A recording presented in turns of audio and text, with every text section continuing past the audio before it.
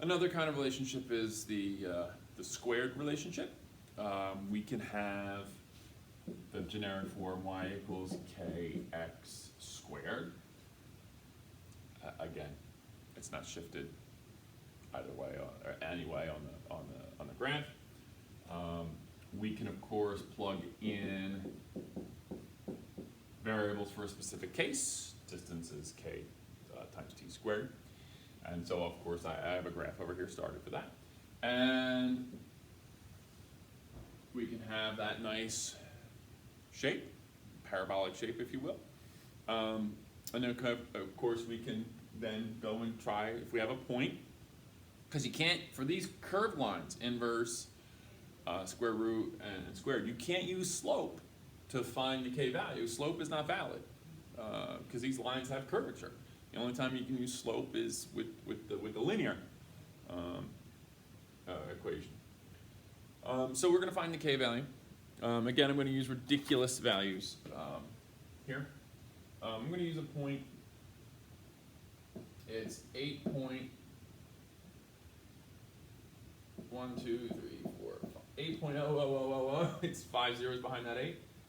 And we're going to use a point 320.000. Yes, it's ridiculous with the zeros, but that's what we're going to use. And if I plug these in, 320.000 equals k 8 squared. I can find the k value. And it's going to be 320 divided by 64, basically, which is 5 point. I have to use 6 sig figs because I use 6 sig figs all the way across, I believe. Units here. Meters divided by, this was in seconds, but it's going to be seconds squared. So we need to be keen with the units. And of course we can do and be ridiculous with the sig figs and write the final version. Now, what I didn't mention in the other examples was, now that I have this particular equation, I can find, if I know one variable, I can find the other variable for anywhere during the relationship, whether it's actually on my graph or beyond the graph. If I know an additional time, I can find the distance, or if I know the distance, I can find the time, assuming the relationship holds up. And so that could be very useful to extrapolate data. Okay? All right, one more. Two more, actually. All right, square root has the form y equals k square root of x. In this particular example, I'm going to use velocity and energy. They have a relationship. And so we're going to say, well, velocity equals k, the square root of energy.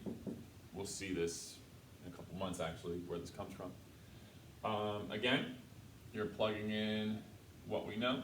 So we could take 28.000, because I had already written some information on the board. You'll notice that nice shape, that nice square root shape where, it's going to flatten out as it continues on towards infinity. K square root of 16.0000. Here, it's going to be 28 divided by the square root of 16, which is 4, so 28 divided by 4 is 7. So K is going to end up being 7.56, 1, 2, 3, 4. Now, units.